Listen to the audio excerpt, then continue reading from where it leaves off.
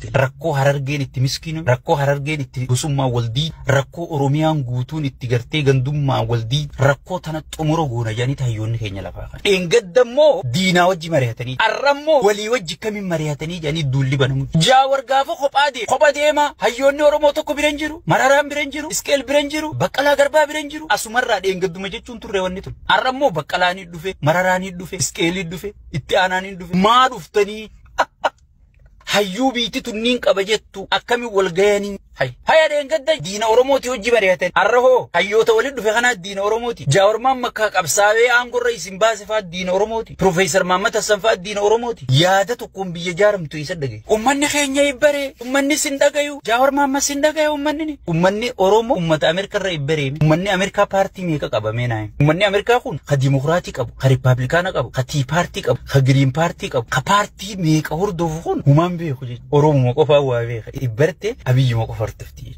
Bakka abiyyi hordofuun ibbaruudha. Bar mana barumsa bilziqinnaatu kana jaabe. Ummanni keenya ibbaree ummanni keenya sin dhagayu. Ummanni maal harkatee Jaawar hin dhagayu meenaa. Mee ummanni maal harkatee Taayyee hin dhagayu. Gaafiisaa deebi'eefi daangaasaa kabajameefi dinagdeedhaan if danda'e barsiifatee nagaan galteefi qotatee nagaan oomishatee galfate. Mee maal gooteetiifi akka ummanni hin dhageenye goote meenaa. Bar ummanni kan sin dhageenye yoo raahaa jiraate yoo ibidditti hin jiraan yoo cinqii keessa hin jiraan ummanni maal dhabeessi dhageeffataa jechuu dandeessa sila. Mee ummanni maal harkateeti mormitootan dhageeffate. Mee maal gooteef ummanni wanni sirraa harkate beela buqqaatii walqooduu faca'uu du'uu ummanni kanaa kan si barbaadu. Oromoo waan qabu dhabe moo waan duraan harkaa qabu dhabe moo dabalata harkate. Qabsoo takka bar wanni qabsooytuuf tan qabdu jabeeffatteeti dabalata harkachuu. Ummanni keenya ibbaree maal harkate. Gaafitam deebiftee ummata dhageeffatte ajjeesuu hattuurra jaaru buqqisuu gibiraan gidirsuu buusii milishaati buusii raayyaa ittisaati baasaa buusii adda addaati kana sirraa gammadeeti ummanni nu dhageeffanne mee atummaan caljiif laalime ummanni 100% hayyoota kana dhageeffata. No question gaafiin hin jiru. Inni ki barbaadu akka gaafa duraa sanitti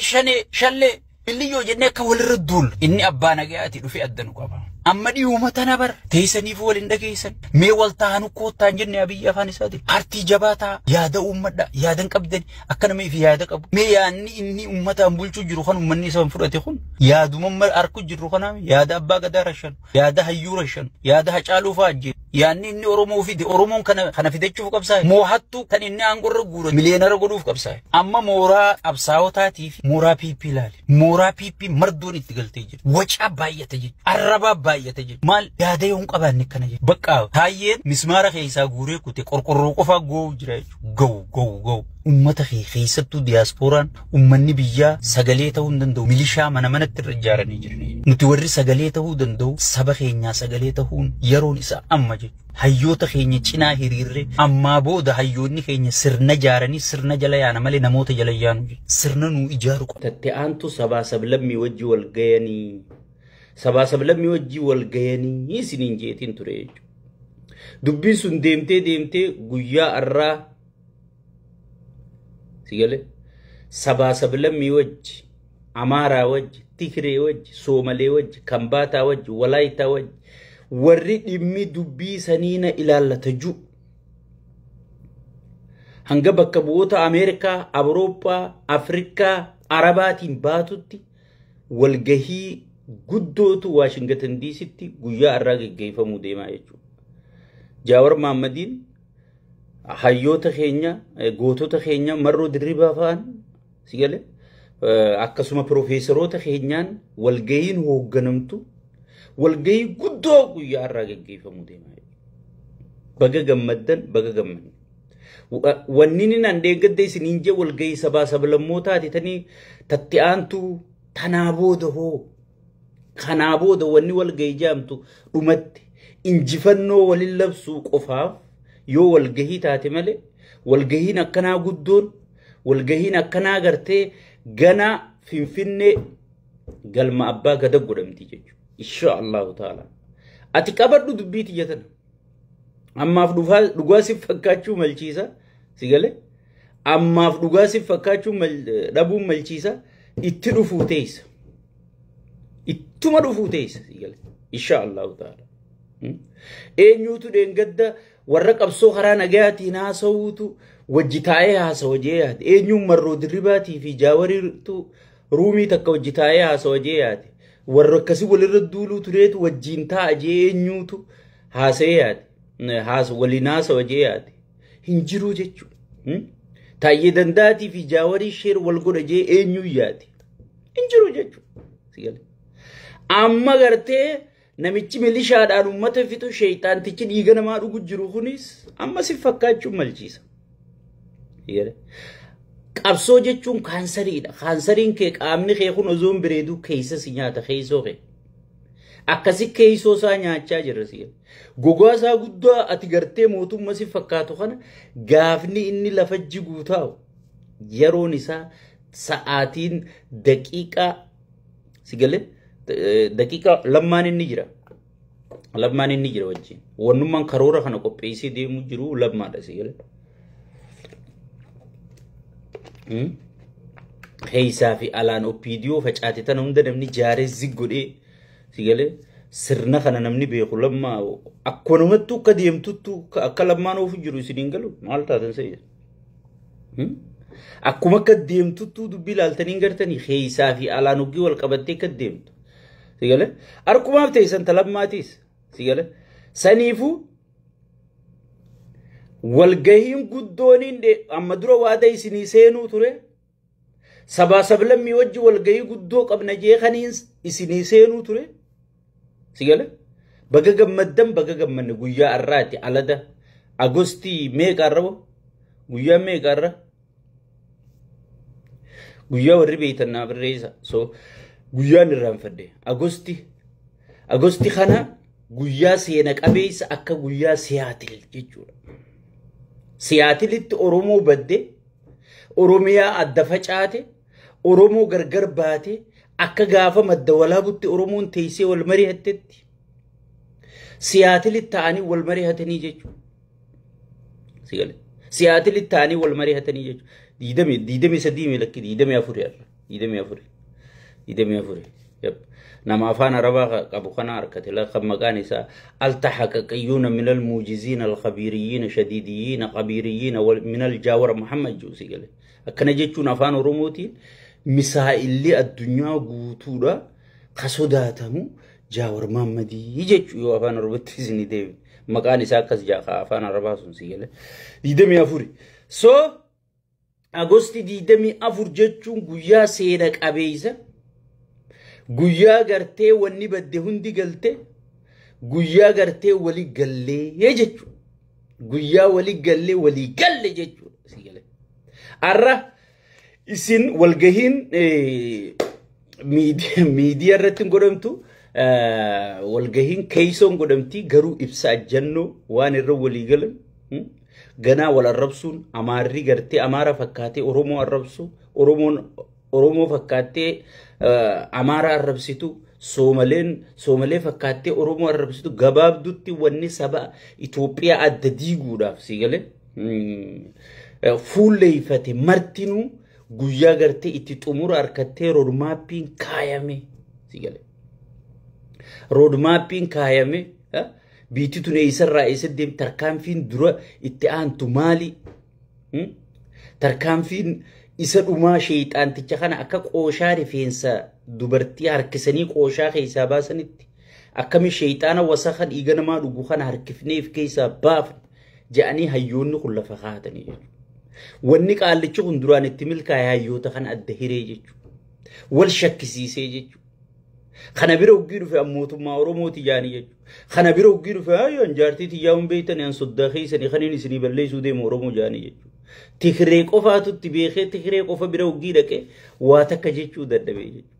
Si galee kijibni si oolcha malee sin bulchuu jette si galee akkasi madammar jechuun kan nuti itti jirru kanaa jechuudha. Si galee waan qabduun Oromiyaa qabduun woboo teetan harkaa qabduun saba kee kan harkaa qabduun daangaa Oromiyaa kan harkaa qabduun kabajaa fi sharafa saba fi osoon hin gurgurre waan qabdu qabattee Itoophiyaa akkamitti jaarra jettee sabaa sablammii wajji haasoo ta'e jechuudha. Si galee Baardaar dhayitee Oromoon sabboonummaan Oromoo xiqqeesse jechaa kibba dhayitee Oromoo hamachaa Noobel irra dhayitee haati tiyya Amaara jechaa OBN irra dhayitee haati tiyya Oromoo jechaa kijibaan gartee burjaajii saba burjaajeessitee kijibaan osoo hin taane obboleeyso daangaan biititiyya Oromo ummanni kiyya Oromo biititiyya Oromiyaa sigale Itoophiyaatti wajji bullamoo wajjin bullu san waan qabnu qabanneeti sabaa sablammii wajji mari'annaa akkana laakun keeysoo keenya qulqulleeyfanne hayyoota keenya waliif fidanne marroo fi jaawar waliif finne lammaa fi taayyee waliif finne milkeeysaa fi isqeel waliif finne hayyoonni keenya Professor Muhammad fi Bayaan Asoobaa waliif finne Professor Muhammad Xaayiroo waliif finne hayyoonni keenya eega tokkummaa wal qurquubanii badii isaanii hunda walitti himanii wal arrabsanii wal irra walii irra micciirree walii galle ganaa naaf balleeyse kabadii qabuus naaf balleeyse sigale kabadii qabuus itti himanii naaf balleeyse jee eega badii isaa fudhate booda sigale wabonis nuti kan itti jirru khufnee khuffisuudha isin diplomaasii waraanni gartee warra siyaasaa yoo biran jiraanne waraanni qofti bu'aan qabu humnani Oromoon humna qabdii siyaasa biraa dhabde gaafaan isiniin jure ni yaadatamuu yaadata arra siyaasaa santu dhufee jechuudha isin karaa siyaasaatiin gartee maqaa shayxaanni Oromoo balleessaa jiru kana maqaa Oromoo fakkaatee gartee Oromoo irratti gartee diina hiddumeessaa jiru kana maqaa Oromootiin sabaa sablammii ajjeesaa jiru kana addunyaa bira qulqulleessitanii wanni kun akka Oromoon laalle wanni kun akka Oromoon bakka hin buune wanni kun akka Oromoon erganne wanni kun akka ifiifuu Oromoo fixaa jiru Oromoo miidhaa jiru eenyu ol dursa ozoon Itoophiyaa keessatti lolli tokko hin tahin Oromoo irratti akka lolli baname sigale addunyaan beeksisaa jedhanii hayyootaaf marroon dheengadda beekamtii siyaati likkan yaadaddu viidiyoosa nuti khufnee kuffisaa jirra dalagaa teenyatti jirra isin dalagaa teessanitti deema dhumatti kanuma duraanu sigale akkasitti eega hayyoonni keenya dalagaa adda fudhatanii booda khalolulolee khagartee politikaa godhuun ka siyaasaa hojjetu siyaasaa hojjechuun erga walii galan booda arra kunoo guyyaa arra Agosti 24 guyyaa seena qabeessa sigale guyyaa shayxaana xumurri godhamuu deemu yaadaddu qabsoo qeeroon hiriira baatee gaafa amaarri wajjiin hiriira ba'u Geetaachoo Raddaa kamma shayxaanticha bira taa'u kun gaxutaalee akkamitti indeet noo jeebar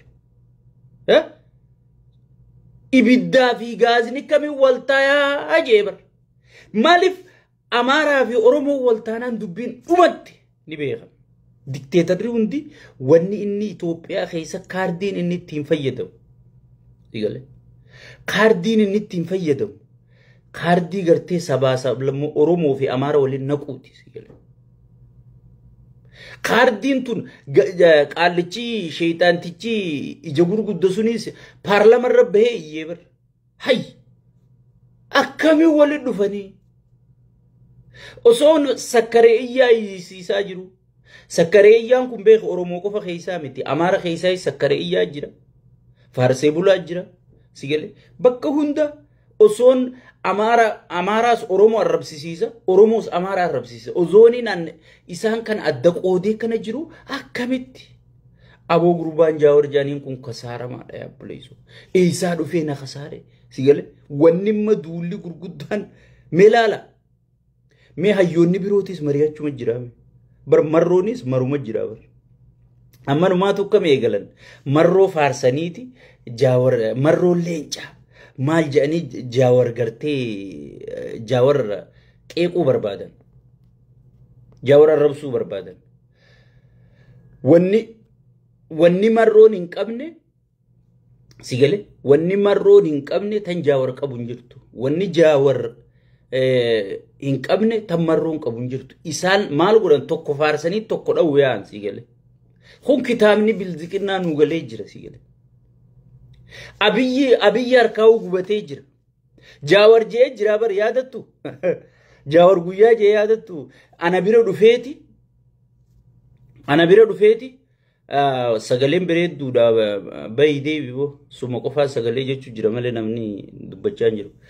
So jaawar na bira dhufeeti amaarri akkamitti amaaraa wajji laaqana nyaatte.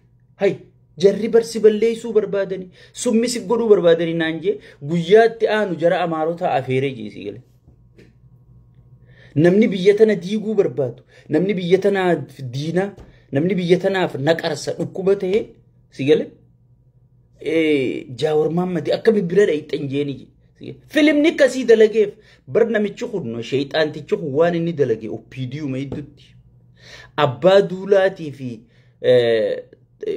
Lammaa Magarsaa haga ammaa waliin dubbisanii bar beeyta akka akkasii walin naqee si galee jara kana walin naqee Biraanuu Juulaatii fi si galee Biraanuu Juulaatii fi Jeneraal Abbabaaw walin dubbisanii bar General Yilma Mardaasaati fi wanti itti gaafatamaan komaandoo waliin dubbisanii generaalota kana guutuu waliin naqee fite.